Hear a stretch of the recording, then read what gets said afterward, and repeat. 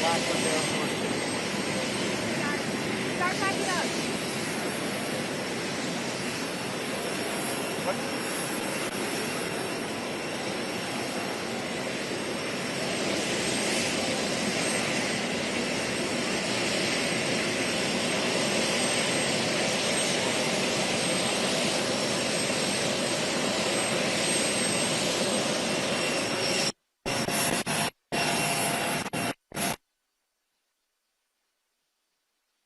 Like in the 11th hour, they were like, "Oh, need one more person. Find someone from a small town." Yeah, and it was me. Over here, and I'm nobody. It wasn't anything fancy. I'm not like a pillar of Kerrville society or anything like that. Just a regular Joe that. Yes. I'm trying to get rainy weather.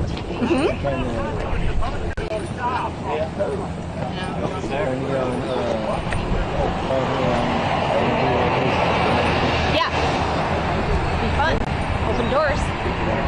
How long have you been with the time? So I'm actually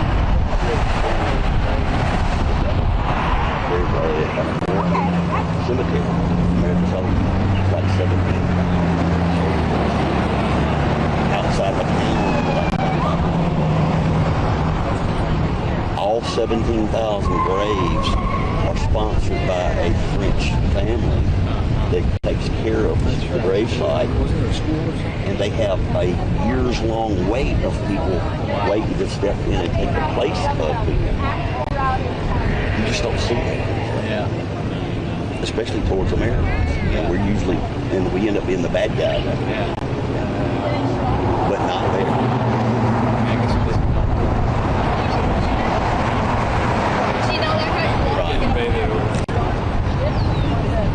Yeah, but no, it's I was just up in Normandy, and that's beautiful country. I mean, I wanted to, you know, my son's 18, and just this younger generation, this younger generation, they just don't have.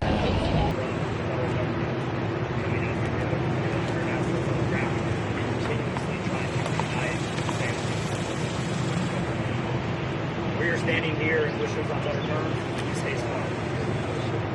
Yeah, just a picture of what the movie Stays Smart used to look like right there on the corner. And this is where I presented the size of that morning. It started about 3:30 in the morning.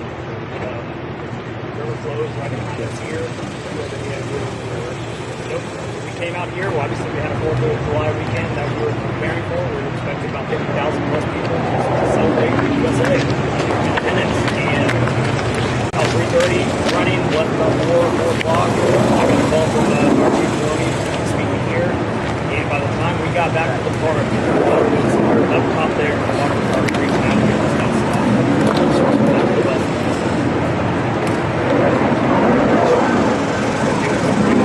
Water off. As far as you can see, in this stage behind us was over there by the overpass on the other side. And within a matter of minutes, we almost got full in this park. Started obviously calling people. We started getting close to the police department. We started kind of working through operations. All of them different tell their stories. But I just wanted to share my story and thank you so much. It was so good.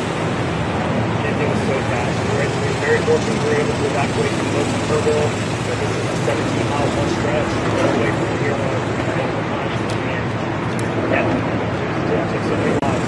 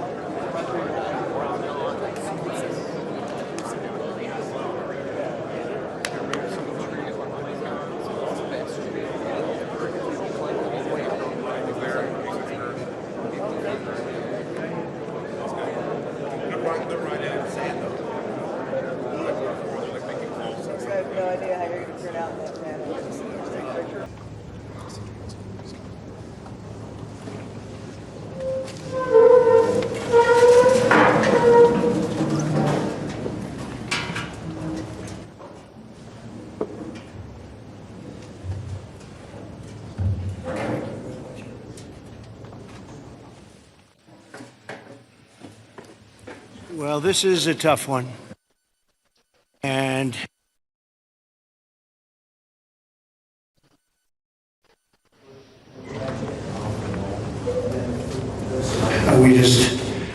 we just were making a little tour of the area. It's hard to believe the devastation. Trees that are 100 years old just ripped out of the ground. I've never seen anything like it. I've seen a lot of bad ones. I've gone to a lot of hurricanes, a lot of tornadoes. I've never seen anything like this. This is a bad one. We just visited with incredible families that, I mean, look, they've been devastated. They lost their child or two children, and just hard to believe what, I've never seen anything like it. A little narrow river that becomes a monster, and that's what happened. But the First Lady and I are here in Texas to express the love and support and the anguish of our entire nation in the aftermath of this really horrific and deadly flood. Nobody has any idea how and why a thing like this could happen. It's, and by the way, I have to tell you, the people here, first responders, the sheriff's office, all of the police, law enforcement, they've done an unbelievable job. And in speaking to the parents, they said everybody has been so professional, from the governor to the senators, all the way down to the local people on the site that really are a little bit used to this. But they've been looking at this for years, but in much smaller doses, much, much smaller doses. 12 years ago, and then in 1932, they had a real bad one, but that bad one was half of what this was. But I was speaking to some of the great people in the town, and they said, no, every year we get a little bit, but it was like a little bit of a flood, right? You were telling me, and it was just a flood. We got used to it. We had people, and we took care of it, and this year it was like, what's going on, right? So all across the country, Americans' hearts are shattered. I had to be here as president. First Lady wanted to be here, and all the beautiful souls, and we're filled with grief and devastation. The loss of life, and unfortunately, they're still looking. They're still looking. There's a lot of missing children, possibly, mostly, we don't know, but they're still looking, and they'll find everybody, but it's not an easy thing. You would think it would be easy. It's very tough. I looked at what they're going through, what they have to do, but dozens and dozens of precious children taken from us with such, I looked at the pictures of almost all of them, and it's terrible. Following a torrential downpour, the worst that anyone's ever seen, Guadalupe River rose 26 feet in less than 45 minutes, and I've even heard it went well over 30 feet. There's one story that one person said it had to be 60 feet at one moment. This is like a giant, giant wave in the Pacific Ocean that the best surfers in the world would be afraid to surf. And it unleashed a catastrophic flooding as most residents were asleep in their beds. A very dark evening. The waters claimed at least 135, 140 lives. They're getting that count, but the count that they don't have is how many are still missing. But a lot of lives, a lot of young angels. At the Girls Christian Summer Camp, known as Camp Mystic, a legendary camp, a camp that people would want to go to from all over the country. People, parents, they come and they would stay with their children. They'd stay in other cabins just to be with their children, but a legendary place. They were there because they loved God, and as we grieve this unthinkable tragedy, we take comfort in the knowledge that God has welcomed those little, beautiful girls into his comforting arms in heaven. And we believe that, have to believe that, and we do. And we lost some wonderful people beyond the little girls. We lost some very brave men and women that tried to save the girls. As our nation, we mourn for every single life that was swept away in the flood, and we pray for the families that are left behind. It's amazing the incredible spirit from those families. I don't know. I don't even know how they do it. But moments ago, Melania and I spent a lot of time with them. That's why we're a little late. I think this was a good reason to be late, frankly. And we just gave our warmest condolences. But you say to yourself, you know, how do you give condolences? How do you do that to a young person that 3 days ago was here, 4 days ago was here and vibrant, and now is no longer here? The search for the missing continues. The people that are doing it are unbelievable people. That you couldn't get better people than this anywhere, Christy, right? Anywhere in the world, you couldn't get better people. And they're doing the job like I don't think anybody else could, frankly. And I want to thank them. I want to thank all of these great first responders who raced into very grave danger. We have some people that were incredible. The single Coast Guard rescue crew saved an incredible 169 children at Camp Mystic, 169. And the camp staff was also incredibly courageous. Are those Coast Guard people around here someplace? Because I hear some incredible people. And I actually, Scott Ruskin, is he around? Where's Scott? He's not here right now, sir, but he will be here later, and I will be. Oh, okay, will you let him know? With some, I'll let him and know. John Dunn, the owner of the Hunt store, was a flood. Where are you? Okay, good.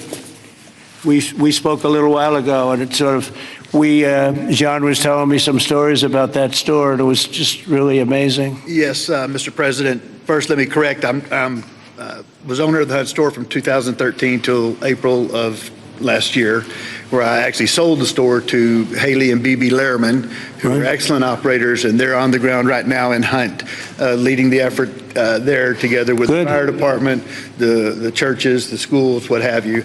And they're doing a phenomenal job. Good job. My role in it is I had seller finance the deal, and You're going to bring it back? I'm absolutely going to bring it back. And the walls are up, the two walls are up, and you're going to... There's belief out there that it was a total loss. It's not. A gentleman by the name of Larry Graham put up some incredible walls in 1973. And he's a great engineer, and those walls are still standing. Save the walls. Save the walls. Okay. And the goal is, and I think we can get it done between Haley, BB, myself, and some outside help that we're going to be getting.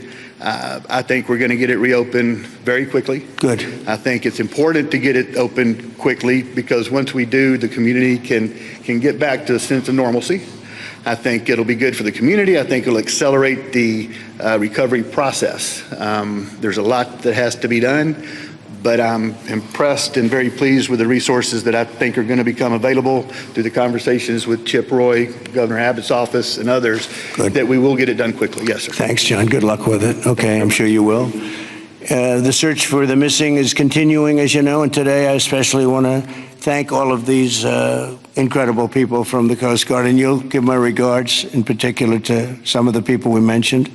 Every American should be inspired by what's taken place during this short period of time, and I want to thank Governor Abbott.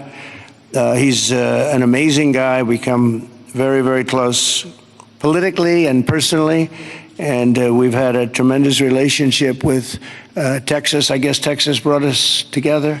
We were together fine, but now we're together a lot more, and I want to thank Cecilia, your great wife, who's been our friend for a long time. The job you do is really incredible in so many different ways, including with the border and every different way. Admired by everybody. Secretaries, Kristi Noem, Brooke Rollins, Scott Turner, and Administrator Kelly Loeffler, they all wanted to be here. Some of them hopped on the plane with me. Senators John Cornyn and Ted Cruz, you're here among us. And thank you very much. Our great Lieutenant Governor, I see you sitting there. I don't know if they even have your name down, but when I'm here, your name is down, right? He's doing a good job, always did. Always did. Also, numerous members of Congress, including Chip Roy from the district. This is Chip's district. I had a lot of time last week we spent with Chip Roy getting that great, big, beautiful bill passed, and who would have thought... and he's not easy, but he's good. Where is he? Where's Chip? Who would have thought this was going to happen? And he called because we had a big ceremony set up, and he said, you know, we have a little bit of a flood here, and I think it's going to be a little bit, I better stay here. I better not come back and go to it. And he wanted to be there. He was a part of it, a big part of it. And then he called again, and he said, this is bad. And then it got really bad, far beyond your worst, wildest imagination, right? So thank you very much, Chip. I appreciate it. And Brian Babin also is, I don't know if Brian's here, but we do have, and I have to just give some of the names because it's very unusual. Nathaniel Moran, Dan Crenshaw, all of these people wanted to be here. Keith Self, Jake Elzey, August Pfluger, Craig Goldman, Ronnie Jackson. Where are you people? Are you here? You're all here? Where's Ronnie Jackson? Ronnie Jackson, what a person. Every one of these people is so incredible. Randy Weber, Pete Sessions, Tony Gonzalez, well, we have everybody. Beth Van Dyne, hi Beth, hi Beth. Roger Williams, Brandon Gill, hi Roger. Brandon, you're here? Yes, thanks Brandon. Doing a good job, Brandon. Michael Cloud, John Carter, and Wesley Hunt. And we have others, but I'm not, we have to get on with it. But I did want to ask Lieutenant Governor Dan Patrick, he's been my friend from the beginning. He's been the chairman of all three of my campaigns, and all I know is we won by record amount, so I guess you were a pretty good chairman, right, Dan? And his son is fantastic, too. But Attorney General Ken Paxton, Ken's around here someplace?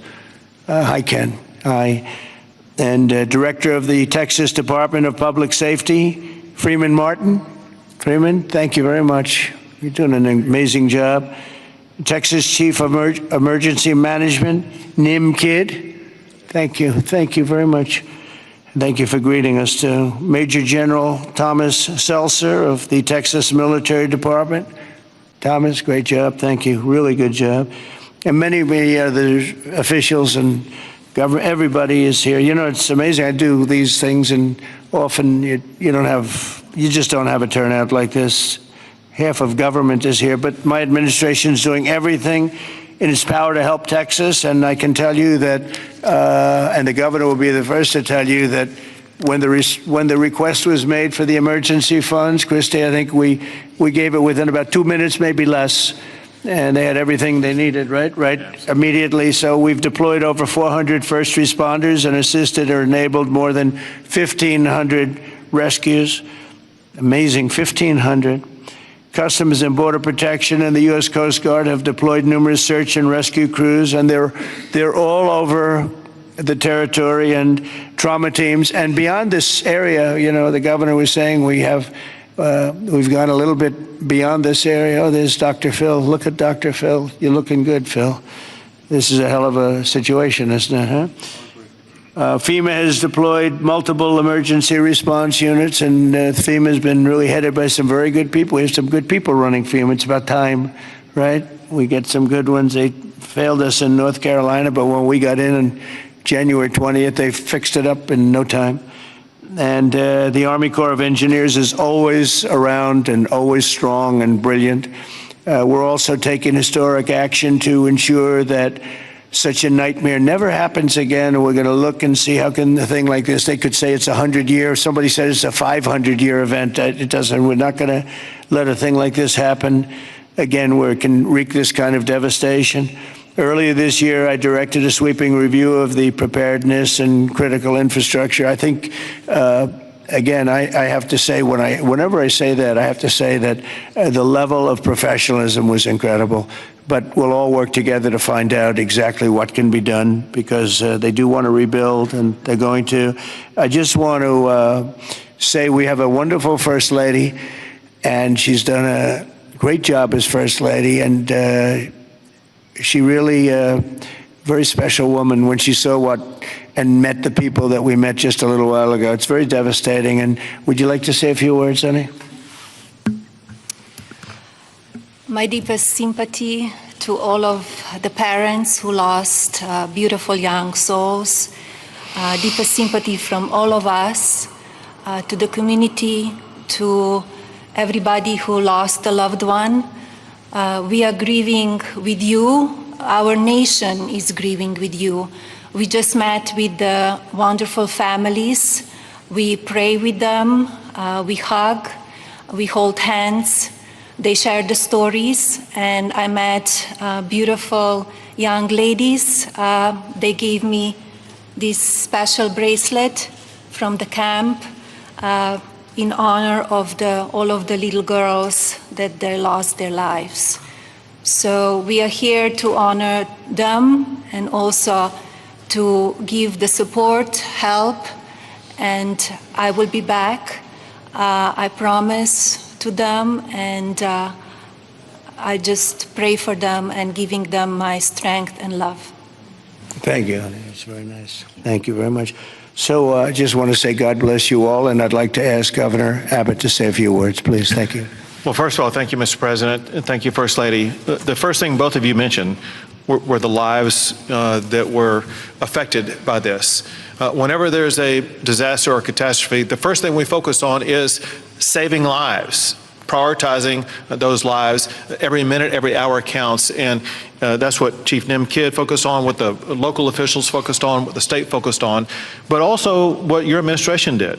On the very day of the flood, you know, the Coast Guard literally saving lives right and left, and we cannot thank you enough for deploying the Coast Guard, deploying the resources, and as you pointed out, immediately when I made a request for a disaster declaration, you and your administration granted that. This is the fastest that I'm aware of any administration responding so swiftly, so collaboratively, so coordinated as we have in response to this. Thank you for that major disaster declaration. It ensures that we're going to be able to more effectively respond and help rebuild. And let me make one thing clear about the Hunt store. We will rebuild the Hunt store very quickly right here in Hunt, Texas. Thank you, Governor. Also, I too want to thank all the first responders. And we have many of our legislators over here. I want to thank them for stepping up and being here constantly, as well as state officials who join with us. And as we've said before, we remain committed. We're here for the long run. We will maintain our operations to search and find everybody that we can, as well as ensure that we're going to rebuild this community from Hunt to Camp Mystic to Kerrville down below. We are committed for the long run, not just to rebuild, but to rebuild in a better way. I have received a lot of detail, even from the President himself, about ways that we can do a better job in the rebuilding process, and we will put all of that to work. We have a special session beginning in 10 days when we're going to start working legislatively to make sure that we address every challenge that the people of this entire region, including the Central Texas region, make sure we help rebuild the families and communities of all of them. But we would not have been able to do that the way that we have had it not been for you, your commitment to Texas. I know you love Texas, and Texas loves you. We appreciate you showing up, and because of your swift and effective response, we're better positioned to deliver on all those commitments than ever before. Thank you, Governor. That's very nice. Thank you very much. Appreciate it. Christy, would you like to say something? Fantastic job you've done. Well, Mr. President, I just want to thank you for coming and being here today, and to our First Lady as well. Your heart is evident for the people of Texas, and by you coming here and spending the day and taking the time to spend so much time with the families, I've spoken with many of them over the last several days, and they're so grateful for you that not only are you here to come and walk alongside of them, but to spend time with them and to deploy resources to help support the governor and his team, I think has meant the world, not just to those that are making the decisions, but to all of those down to the ones who have lost their children and those who are still looking for their children. So that's the hardest part about the situation we have here today, sir, is that when you have a disaster like this, I believe this is an unprecedented event. I haven't heard in my knowledge, know of a flood that happened like this before. So, you know, in our experience, we know that it's at least a 1 in 1,000 year flood that hit this area in an unprecedented way. And emergencies and disasters are always locally executed. The state manages them, and then the federal government comes in and supports that. What we are doing here, sir, is empowering the state and the local officials to make the best decisions for their people, because they know their people, they know their community, and when they ask, then we come in and support them. So thank you for being a president who trusts people, who lets them use the responsibility that they have to make the best decisions for their families, for their communities, and we come in and we support them in that. So I can't thank you for helping us making such quick decisions, for Nim and his team, and the governor is absolutely fantastic. Every time I picked up the phone and was here, the lieutenant governor was available, the entire team, the Coast Guard and the Border Patrol were absolute amazing resources on the ground immediately, and we've had over 700 different FEMA employees and volunteers here as well that are engaged, and so all of your assets that you have as a federal government are deployed to help this community restore, but also to heal I would just ask everybody in the room to remember to love on each other too, and to tell stories and memories, and that's how the greatest fear when you lose someone in your life is that people will forget them. So tell the stories that you knew, and write them down and remember them, because nobody wants their loved one that they don't have anymore to ever be forgotten. Thanks, So Christy. Appreciate it. Nim, would you say a few words, please? You've done a fantastic job working with Christy and everybody else. Thank you. Go ahead. Sir. Thank you both for being here. Our hearts are broken, but they fuel the engine that drives this response for this community. These local first responders are the best in the nation. They put their lives on the line. Our volunteer firefighters that were out there putting their lives on the line, knowing that their homes were at risk. You have the best in the nation right here at the local level. Governor Abbott declared 21 Texas counties for this weather event under a state of disaster declaration. Your immediate declaration for individual assistance and public assistance will help us rebuild and recover. We've had over 2,200 state agency response personnel assisting our local government partners. But Mr. President, here's a staggering number. Over 12,300 volunteers have shown up here out of love to support this community. Just imagine, working 10 hours a day, 7 days into this event right now, that's over 861,000 hours of volunteer support right here. 19 other states have sent resources to us. Secretary Noem, thank you for the coordination and the effort on that. Your team has been phenomenal. We will continue the search nonstop. We will continue debris removal, and we will help this community rebuild. We're ready, sir. Thank you for a really great job you've done, and the coordination's been incredible with us and everybody else. Thank you very much. Yes. Dr. Phil, I see you sitting there, and this might be a time for you to give us some of your words of wisdom, if you would. Thank you. Well, thank you. I've talked to families and survivors, parents and grandparents, and the truth is, we know psychologically that the number one stressor that we can experience in life is the loss of a child. And the worst situation that we can experience that is when it's sudden and when it's violent. That's the worst thing that can happen stress-wise in life. And it's people say, well, you get over it in time. You will. The truth is, you never get over it. You get through it. And one of the things Secretary Noem was just talking about, no truer words could be said, that it's cathartic to talk about this. And there's a collective consciousness in these communities down here. This is my country here. Texas is home for me. And there's a collective consciousness here. And everybody in these communities suffered this loss at some level. And so everybody shares that. And so everybody shares the healing. And that will come through here.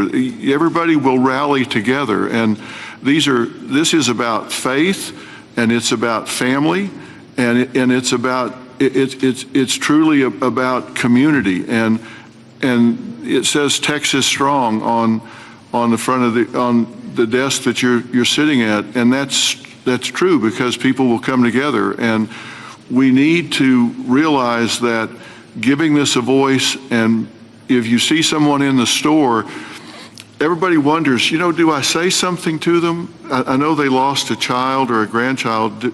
Do I bring it up, or because they look like they're doing okay? The answer to that question is an unambiguous yes. You don't ever let them think you've moved on from it. It's okay to go and say, hey, look, I know about the loss. I share that with you, and I love you. And we won't forget this, because these bright lights will go away. Another headline will come along, and people move on. Let them know we don't forget. We don't forget the loss. It will never go away, and we remember it. And these first responders down here, men and women that were diving into those waters. I've talked to a woman whose husband was standing on the bank of the river yelling to a father, throw me your baby, throw me your baby, let me help you. Mr. President, there is a depth of root and caring here like you just can't believe until you see it. And everybody here knows that. And it's so inspiring for you and the First Lady to come here and share this and see the fiber of these communities. That's why they rally around you and everything that you stand for here, from the border to the disasters. And it's not just a photo op for you to be here. People see your heart and believe in what you stand for. And God bless you for coming here and doing this. It means a lot. God bless you. Thank you. That was really beautiful. I'm glad I asked him to say a few words, Dan. Do you want to say a couple of words, Dan? Please, Lieutenant Governor. We spoke the morning immediately. You and I talked the very next morning, and he was right there. First of all, Mr. President, First Lady, a long time ago I asked a pastor when I was going to see a hospital, a person in the hospital who didn't have long to live, and I said, what do I say? And they said, don't worry about what you say, just be there. So you and Madam First Lady, the two of you being here, sends a message, it paints a picture that words can't express, and it gives them hope. And the people of this community have become a family. I didn't know the mayor last week. I wish I didn't know him today under these circumstances. But we've become a family around this room, and it starts with you at the top, down to the governor, down to the statewide, down to the secretary. I mean, Christy Nome coming in, she called Saturday morning and said, the president wants me to be there today. And she came. And so that message is so important. Two things will get us through: our faith, so the people along this river are not standing on the rock of the banks of the river, they're standing on the rock of their faith. And that will get them through the struggles that you talk about. But you and the federal government will help us get through everything, all the debris that has to be taken, all the rebuilding, and I know we can count on you. So from the bottom of my heart, on behalf of all of these families, thank you for being here. You just can't measure how much it means to them. Thank you very much, Dan. Great job. Appreciate it. Do you want to take a couple of questions, Governor? Would you want to do that? Do you want to? Sure. Is the press going to be respectful of this event, this horrible event, this horrible tragedy? Please, yes. Go ahead, please. Marissa Admas here with CBS News Texas. Several families we've heard from are obviously upset because they say that those warnings, those alerts didn't go out in time, and they also say that people could have been saved. What do you say to those families? Well, I think everyone did an incredible job under the circumstances. This was, I guess Christy said, a 1 in 500, 1 in 1,000 years. And I just have admiration for the job that everybody did. There was just admiration. Only a bad person would ask a question like that, to be honest with you. I don't know who you are, but only a very evil person would ask a question like that. I think this has been heroism. This has been incredible, really, the job you've all done. It's easy to sit back and say, oh, what could have happened here or there, you know.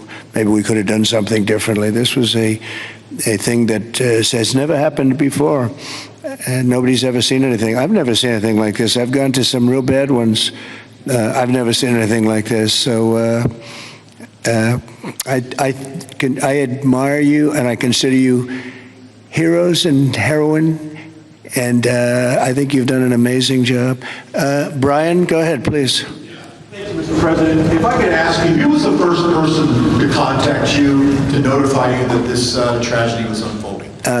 Probably Christy, but I was notified by a lot, and Chip called also. Chip was here for, he thought it was going to be a little flood. He was going to miss the signing for the big, beautiful bill. And he called to apologize. He said he's going to be delayed because of a little flood, and the little flood turned out to be the biggest flood anyone's ever seen. So Chip but Christy called right away. She was there. I looked the next morning. She was right there on the ball. So I just want to say, as a native Texan, I've received hundreds of messages. I told you that the other day, but I want to tell our representatives that are here in the crowd today, thank you for your response. This is Texas Strong. President Trump, this is America First policy in terms to responding to a tragedy like this. Thank you on behalf of Texas as well. Thank you very much. Well, that's a nice reporter. That's a nice question. That's a nice, but I like his statement even better. Thank you very much, Brian. That's very nice. Yeah, please, go ahead. Great to see you, President Trump. Thank you. Thank you, First Lady Melania, for being here. I'm born and raised in Texas, and there's not a person in our state who hasn't been impacted by this tragedy. But what's been so disheartening recently are these ghouls on the left, like Jasmine Crockett and the left-wing media, who want to point fingers and play partisan games and fundraise off of this crisis. And what I love about Texas is we come together in a crisis across party lines, ideological lines. So what is your message, and maybe Governor Abbott as well, to these folks on the left who are using this to gain partisan points in viral videos? Well, I'll start off by just saying, you know, they've lost their confidence. They've had a tremendous run of bad talent. I don't say bad luck, I say bad talent. And all they want to do is criticize. And I hope we can someday be bipartisan, but all they like to do is criticize. And this way, they're getting just absolutely clobbered because everyone sees what an incredible job the governor did. Everybody in this room, everybody at this table in particular, but everybody in this room did an incredible job. And the public knows it. You know, the public's wise to it. They have automatic, they have their soundbite, they send out a soundbite, and it's supposed to be, you know, you're supposed to say that, and if you don't say that, they throw you out of the party. No, they've lost, honestly, they've lost their confidence. I see some of the people they're putting forward, and those people will only ruin our nation. Our nation, a year ago, was dead, and it was going down, but it was dead, and now we have the most successful nation anywhere in the world. You take a look. I was with the King of Saudi Arabia. I was with the leaders of the world recently at NATO. Every one of them said the same thing. They said, you know, it's the most amazing thing I've ever seen. Your nation was dead 1 year ago, and now you have the hottest nation. It's the hottest nation, hottest in quotes. It's the hottest nation anywhere in the world. Every leader is saying that we're the hottest nation in the world. We've all gotten together. We've done a great job. This state has been unbelievable. I work so well with the governor and with your senators and with everybody in this state. We get it done. We've had some pretty big problems here with the floods and all the different things that we've worked out, and we respond very quickly, and they respond very quickly, and they spend their money wisely. You know, we give them a lot of money, but they spend it wisely. I can't say that's true always. Sometimes we give money and they don't spend it so wisely. They spend it very, very foolishly. So, Governor, do you want to say a few words? Sure. You know, one thing that you pointed out that we all know about Texans is part of our bloodstream, and that is we're Texas tough. We're made for challenges. I read a piece the other day. I'll just quote one line from, and that is, when the rivers rise, so do we, and we rise to the occasion. And the way that we do that is by everybody working together. We are one team united. We are Texans, and fighting as Texans, we're going to rebuild not just Kerrville or Hunt or Kerr County, but across the entire state, across regions. We're going to come together and fight together and ensure that we elevate even better, keeping foremost in mind exactly what Dr. Phil was talking about. As we rebuild, we've got to constantly comfort the families of those who have suffered a loss. Those two things combined, and we will be our quintessential selves, and that is Texas tough, Texas resilient. Thank you very much. Go ahead, sir. Mr. President, first the of all, blue shirt. thank you for Mr. Right over here. Go ahead. I'll wait for Chip. He's my representative. I'll wait for him. Mr. President, if I could just jump in and just say one thing, which is I can't thank you enough. When I called you on Friday, you said whatever you need. When I called the secretary's office, she called me within 15 minutes and said, whatever you need, and then she came here this weekend. I've never seen such a quick response and such a focus on delivering for the people. But importantly, I want to thank all of my colleagues in the House sitting right over there. Every single one of them called me personally. Every single one of them reached out to this team that the governor was just talking about, the team effort to deliver for the people of Texas. They're here now, not here at a microphone. They're here just to be here because they believe in this state, and they believe in what you're doing as the president, and they believe in what the governor is doing. And importantly, this morning, I was at a press conference for the Community Foundation of the Hill Country, which has raised over $30 million from the great people of this state and from around the country. And they sent checks out today of $5 million to people in this community to help them with cash for people, for small businesses, first responders, and all the people that need help to reunite. And the final point I'll just say, for all of the media clamoring to ask that ridiculous first question and try to point fingers, the governor said it best when he said that pointing fingers is for losers. This state is about looking forward, and we'll figure out how to make our systems the best they can be. But importantly, when you see 26 feet of water rising a foot per minute, don't go around pointing fingers. The people in this community rallied around to help people, and that's the enduring image. Those little girls from Camp Mystic who were singing hymns as they watched the damage as they left that camp coming out of there. And that's who the people of Texas are. And I thank you, Mr. President. Thank you very much. And, you know, 2 words, unity and competence. If you were to ask me 2 words that I've seen here, one is unity. The unity has been unbelievable. And then the competence of the Coast Guard and some of the people within the Coast Guard that saved a lot of lives. They went out and they saved a lot of lives. But there were others other than the Coast Guard. But I would say competence and unity, the way everyone has just pulled together. It's rare that you see this. Mr. President. Again, I've been to so many and I've seen bickering and fighting and, you know, just it doesn't work the same way. This has been amazing. This is the biggest because I've never seen one like this. Neither has anybody else, by the way. Yes, please. Hey, it's Yes. Joe Pags, Mr. President. It's been a while since we've seen each other. Obviously, the staffing was where it needed to be. In fact, it was heavier than it should have been because of the holiday weekend. Whatever they're saying in the left news isn't the truth. You're a developer, though. At 1 o'clock in the morning, the technology only goes as far as it goes. Kids don't have their phones. Phones are dead. People by the riverside don't have electricity. They're not going to get a phone alert that way. As a developer, going forward, knowing that everything was done lightning fast by Secretary Noem, by you, by the governor, and everybody else, you did everything right. What do we do next time, though, to make sure that people are alerted if they're dead asleep? Maybe an alarm system, maybe a siren system. You might know better than I. But what do we do going forward? Because we've got to make sure that people get the alert when it's time to get the alert. Thank you. Yeah, you'll probably have to do that. You'll probably come up with something very unique because there is no system right now. There's been a thing like this has never happened that anybody knows. Certainly not to this extent, but I know the governor and everybody is working on it. They're meeting and they'll figure something out. Go ahead, Governor. Yeah, so we begin a session in 10 days. We will address every single question that you just asked. You mentioned some of the ideas. There are many more. And we want to hear, most importantly, we have to devise a response that's right for this community. And this community has to weigh in, and they need time to be able to convey that to us. But we're going to work on alerts. We're going to work on every single solution to make sure things like this don't happen again, not just in this community, but in other river basins across the state also. So we will work to get it right, and we've jotted down, Joe, every idea that you just mentioned. Ted Cruz, go ahead, please, Ted. Well, Mr. President, I want to say thank you for being here. First Lady, thank you for being here. Where we are right now, the Hill Country, is a very special part of the state. It is universally considered the most beautiful part of the state. You've got rolling hills. You've got these incredible, peaceful, wonderful rivers. The Guadalupe River, just about all of us have been swimming in that river, floating in that river. And one of the things that's really special about Kerr County is there are 40 summer camps here. This is a place where all across Texas our kids go. The governor's daughter came every year to camp here.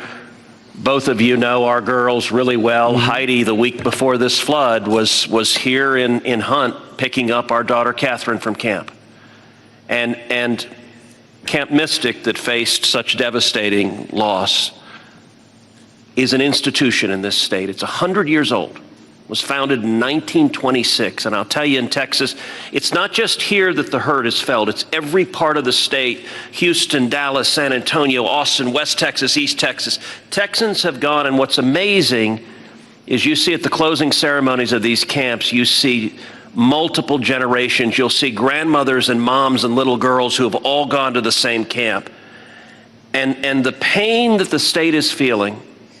And on Monday, I went and walked through Camp Mystic. In the center of the camp is a cabin called the Bubble Inn, where the littlest girls were staying. And in front of the Bubble Inn are right now 17 small white crosses in the ground. And each cross has the name of another little girl who lost her life. And the final cross has the name of Dick Eastland, the camp director who gave his life trying to save his girls. And the water rose in that camp And in that cabin, 8 feet high, you can see the water line 8 feet high. It blew the windows out of the cabin and it swept those girls out. I will tell you, I've never seen anything more horrible in my life. And I just sat there crying. I saw Mom and Dad come up to one of those crosses, drop to their knees and kiss that cross. And the mom was weeping. I also want to tell you, and you said this, you talked about unity. The way this community, the way the state is coming together is incredible. There are stories of heroism. I met a mom and dad who had a 14-year-old boy at Camp La Junta, a boys' camp. Their 14-year-old son was awakened at 3 in the morning. The water was rising. The counselor said, let's go save the little boys. And they went down to the 7, 8, 9-year-old boys and pulled them out of their camps through the crashing water. And this mom and dad were crying. Now their son survived. And I said, look, your son will always have this trauma. You will always have this trauma. But at the same time, your son will always know when he was 14 years old that there are little boys and one day there are men who are alive because he had the courage as a 14-year-old to risk his life to save them. And so we are grateful you're here. And I will say something Chip referenced is very true. There's a video of a school bus full of campers from Mystic after this crisis, riding past the devastation, and they are singing Christian hymns. And I promise you there's not a person here who can watch that video and not weep. Tears of sorrow, but also tears of joy. So we are grateful for the response, Governor, the first responders, everyone who's come together, and to all the moms and dads, just know we love you. The agony, my street at home, every house has a green ribbon around it for the girls at Mystic. And that's true in a lot of streets all throughout Texas. And we will come through this one way or the other. And I'll tell you, the Hunt store right now, the sign says Hunt store, except today it doesn't. It says Hunt Strong. They redid the sign. That's the spirit of who we are. Thank you, Ted, very much. Well, yes, please. I wanted to respond just to something that Joe Pag said and the governor. The speaker and I announced yesterday that we will begin our hearings in 2 weeks, but in 3 weeks, we're going to have a hearing in this room so that the residents and the people in this area don't have to come to Austin. We're going to come to them, and we'll stay here as long as it takes to hear their stories and their needs and their wants. So we're going to be here in 3 weeks in this room. Good, Dan. Very good. Well, I just want to thank everybody for coming together, and the word unity again, but I just want to thank you very much. And we'll be helping you from Washington, D.C. like no other president would do. Nobody else would do it. Nobody else would be even get back to you. You know, you're fully funded, as you know. And Christy, I would say they were fully funded within minutes of hearing about this. And, you know, the state of Texas, number one, they do it right, and they've done it right for a long time. And it's, you know, a very special place to me, I will tell you that. Politically, I don't want to say politics, but politically, it's been a very special place to me. Our great Secretary of Agriculture, who you've done such a great job, Brooke Rollins, you come from Texas, and I just want to thank you. She even got the cost of eggs right down, you know. They hit me with that one, and she got them down so quickly nobody knew what. By Easter, everybody was having eggs at a lower price than they ever thought possible. But you've done a fantastic job. But it's just been it's been a very special state to me, and it's my honor. And we will continue to work together, and it's a bad situation, and you can never say, oh, it's going to be bigger, better, stronger. You know, it's just so many lives have been lost. You can't say that. But we're going to make it. We're going to make it back. We're going to make it back, and we're going to make it good again. And everybody wants to do it. And I just want to thank you, and I want to congratulate you. You guys have been unbelievable. Thank you for your words before. It was unbelievable. The job you've done, Kim, everybody, every single one of you. So you should be very proud. And we're very proud of you. Thank you all very much for doing such a good job. Thank you very much.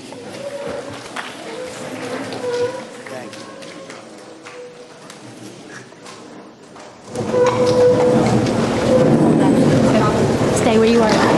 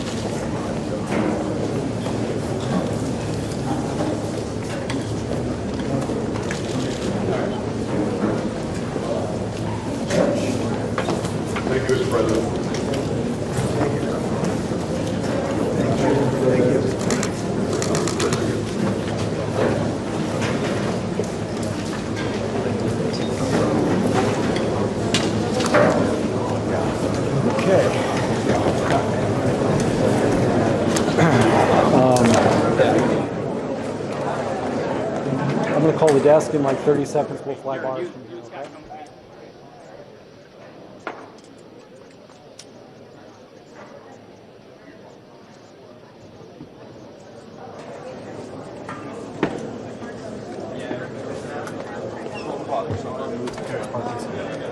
Drag me up. Good. The president just left.